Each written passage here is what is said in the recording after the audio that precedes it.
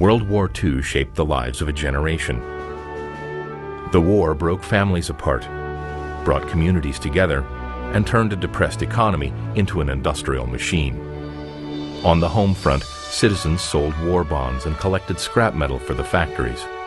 Friends were made and lost as a generation of boys was sent into combat.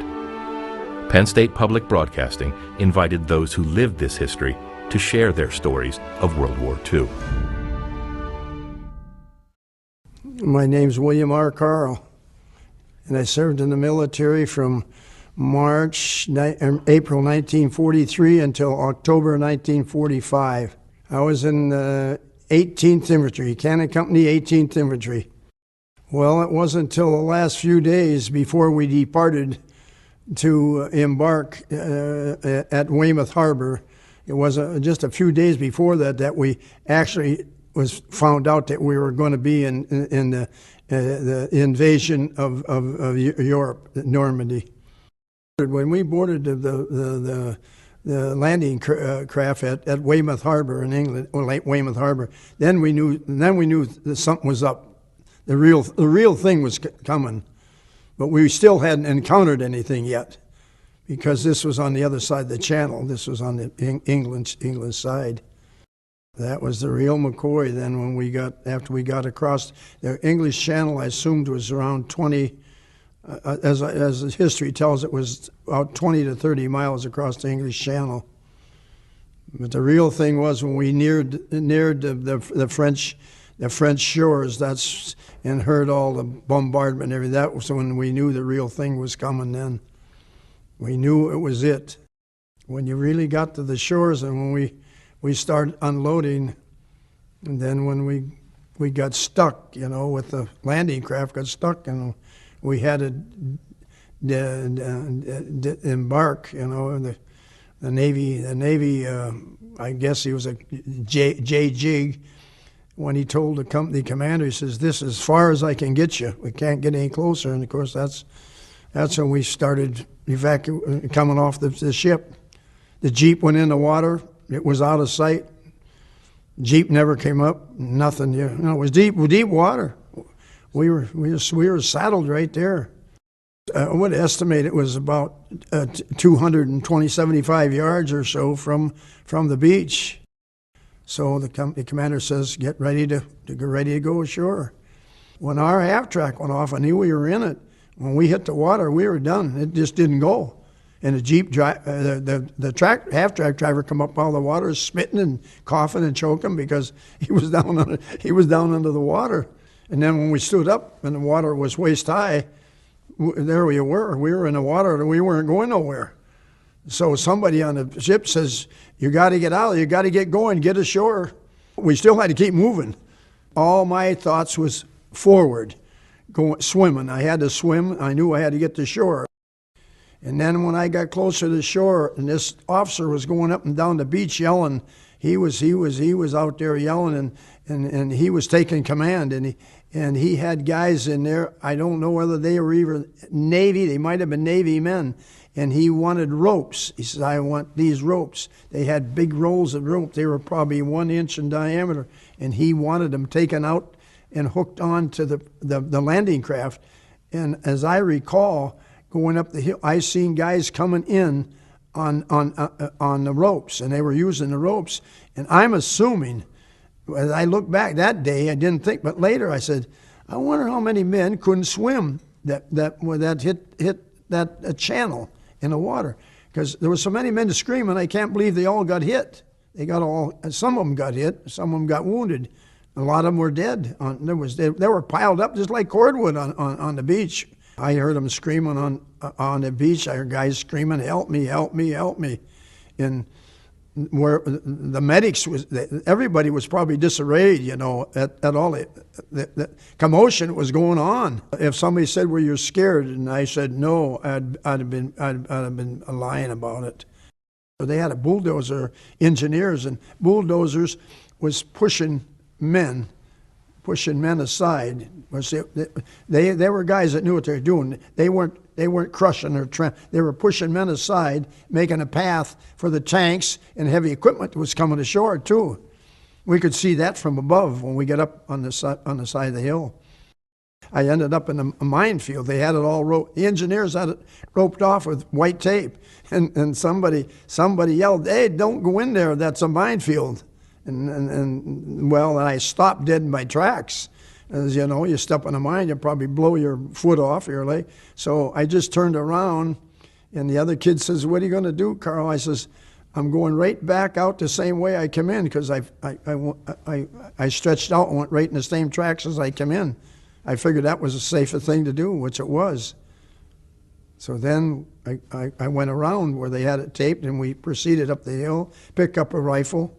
There was plenty of rifles laying around.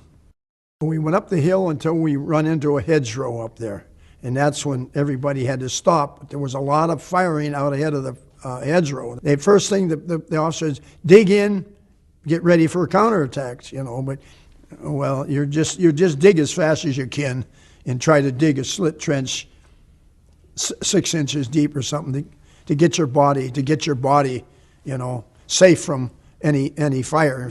And you didn't dare to stand up. You didn't dare to stand up because you might have get hit with stray bullets flying all over. You don't know. That night, as we were laying up there in the foxhole, you could see all this burning down on the shore. The landing craft were on fire.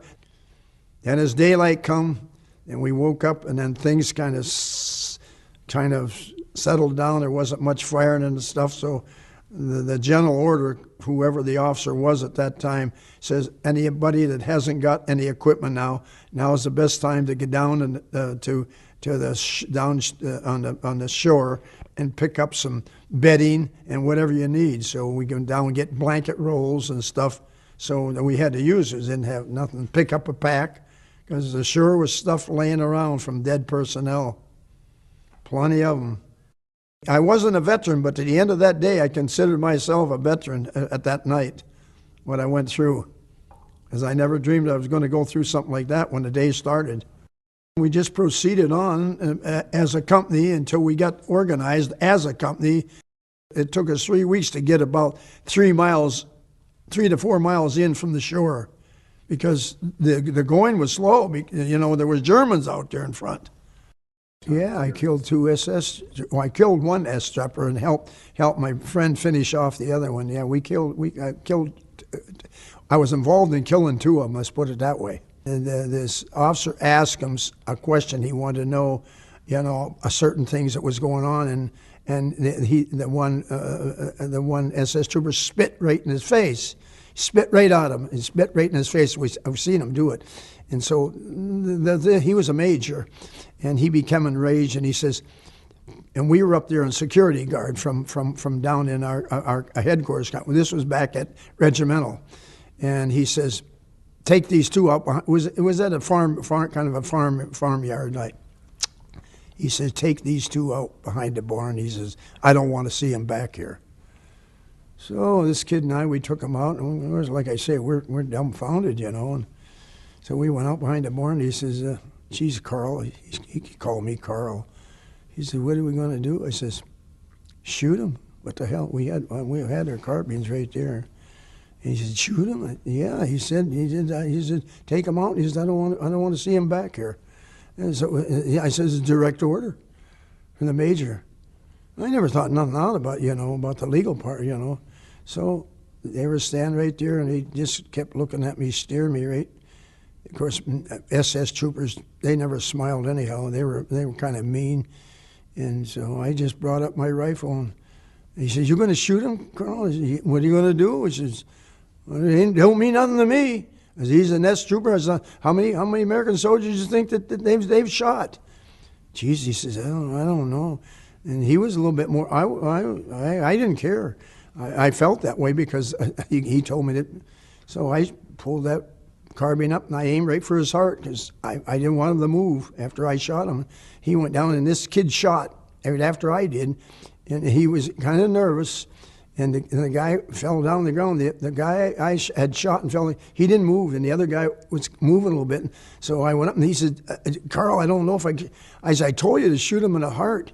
So I went up and I pumped another one. I shot one right in his heart, so make sure, and he was dead. But then we come around back, and they left laying there. So I don't ever know what happened to them after that. But we went out in front, and pretty soon the major, the interrogating officer, he says, evidently he was through. There was a few other prisoners there, but I don't think that they were SS guys. These two were definitely SS. They were mean troopers, and so we come back, and then finally he says, "Well, you guys can go." He says, and so then they come and got us in a Jeep and took us back down to the headquarters, and so I never talked too much about it because I got to thinking later. I said, "Jesus, I just wondered if somebody would have seen us and reported it to the legal guy, you know, for the Army. We might have been in serious trouble." But I think the major could have been in serious trouble if anything was ever done about it. Thank goodness it was never a question about it or nothing, because you never know. I mean, the Army acts in mysterious ways. I found that out more times than one. Okay. In 1994, we went back with a group from our society, the First Division.